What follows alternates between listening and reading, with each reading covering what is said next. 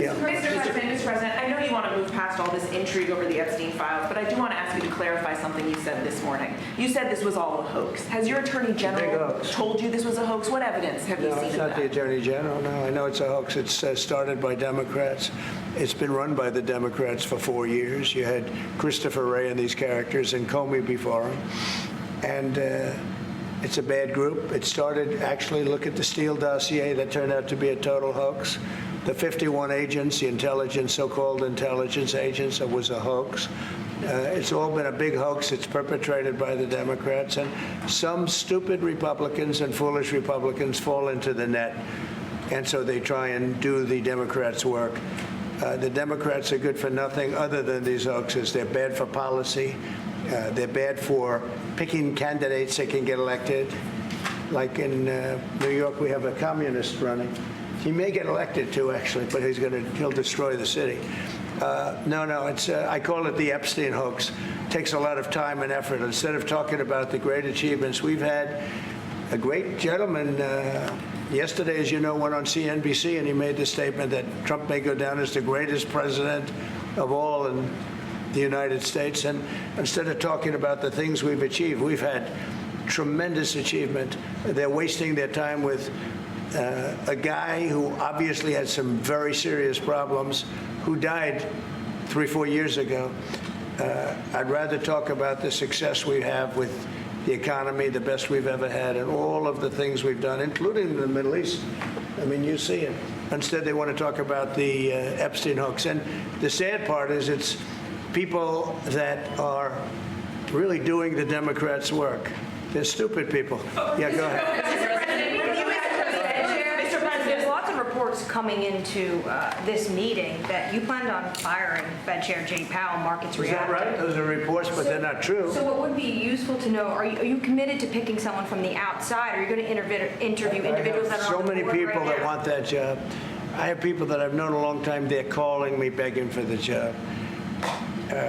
You know what you need there? A smart person with common sense, but you need a very smart person for that job. I think it's one of the easiest jobs in government. You show up once a month and you make a statement about where the economy's going, and we're going to raise or lower interest rates. It's probably the easiest job I've ever seen. That's why I'm trying to figure, why does he want to expand and add more people? He's going to add more economists to tell him what to do. But the economists, I was right. All the economists were wrong. They admitted it. They admitted it this morning. Quiet. Go ahead. Mr. President, on Jerome Powell, you mentioned fraud in an earlier answer. Are you saying you want to investigate the Fed chair for fraud related to this renovation? Well, I think he's already under investigation. He spent far more money than he was supposed to on rebuilding. I didn't see him as being the kind of guy that would want to have parks, rooftop parks and everything else on top of buildings. But who wants to spend that money for the Fed? The Fed is supposed to sit there and say where interest rates are going and a couple of other very easy things to do. And he spent $2.5 billion. I think he's got some problems. Thank you, sir. You also reported a monthly surplus in the month of June, $27 billion. A ton of money.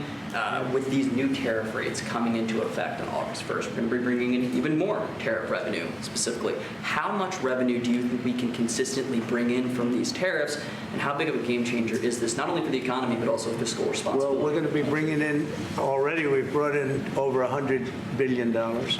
We'll be bringing in hundreds of billions of dollars. And the tariffs really haven't kicked in that much other than automobiles and steel.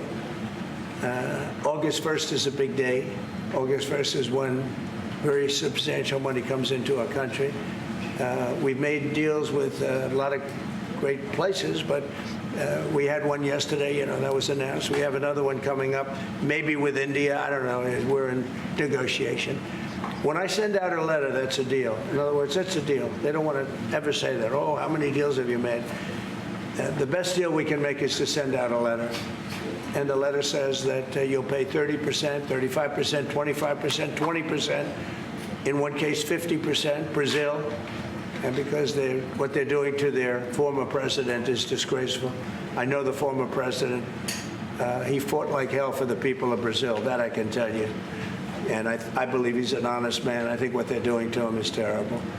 So, yeah, we have some pretty good deals to announce, but every time we send out a letter, that's the deal. The big one really is going to be on the 150 countries that we're really not negotiating with, and they're smaller. We don't do much business with them. Because you have a lot of countries, you have over 200 countries, and a lot of people don't know this, but we'll have well over 150 countries that we're just going to send a notice of payment out, and the notice of payment is going to say what the tariff, and it's all going to be the same for everyone, for that group. They don't, they're not big countries, and they don't do that much business. It's not like the ones that we've agreed with, like China, like Japan, where we're negotiating with them, but I think probably we'll live by the letter with Japan. We're very close to a deal with India where they open it up. Indonesia yesterday it wasn't an open country, now it is. And they have tremendous copper, quality copper, and probably the most copper.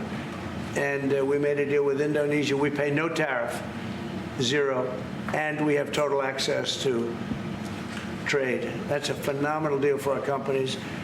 And we've agreed with them, as you know, on 19%. They pay 19%. And it's a good deal for them, and it's a good deal for us in that case. But we have a number of them coming up.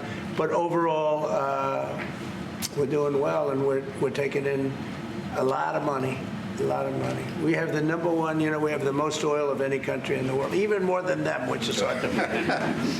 But we have a little larger piece of land, right? We do, sir. But we're number one in the world in oil, and we're drilling, and today it hit $64 a barrel, which is great. And that'll help stop wars, actually. If you want to know the truth, it's going to help stop wars. And we hope to get it down a little bit more. But we have oil down to $2, $2.25, $2.50 in numerous states. We hit one at $1.98 a gallon. And that's a great thing. That's one of the reasons that inflation's in check. When you can do that, you stop the inflation. What Biden did is he ended our policies, went to his policies with, he doesn't have a policy. Some lunatic around the desk had a policy. Whoever operated the auto pen had a policy, which is, by the way, I think the biggest scandal. That's the scandal they should be talking about, not Jeffrey Epstein. The scandal you should be talking about is the auto pen, because I think it's the biggest scandal, one of them in American history. So the economy is doing really well, and people are seeing it. Yeah. Will you ask Attorney General Pam Bondi to release more documents to finally put this controversy to bed? Yeah, whatever's credible, she can release. If a document is credible, if a document's there that is credible, she can release. I think it's good. But it's just a subject. He's dead. He's gone, and all it is the Republicans. Certain Republicans got duped by the Democrats, and they're following a Democrat playbook, and no different than Russia, and all the other hoaxes. They're started by the Democrats, and some Republicans, in this case, I was surprised, but they got duped. But have you talked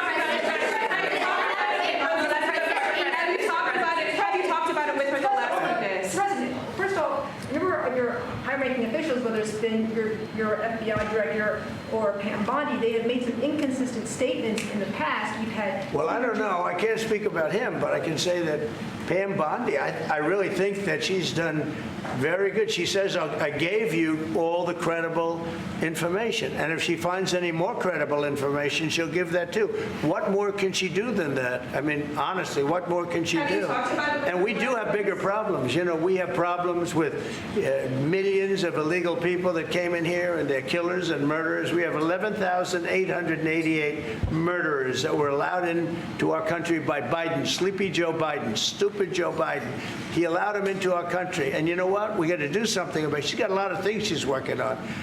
And, it's very sad that somebody can be waylaid, that just get waylaid. But I think she's doing a great job, President. I'm Steve Doocy. I'm Brian Kilmeade. And I'm Ainsley Earhart. And click here to subscribe to the Fox News YouTube page to catch our hottest interviews and most compelling analysis.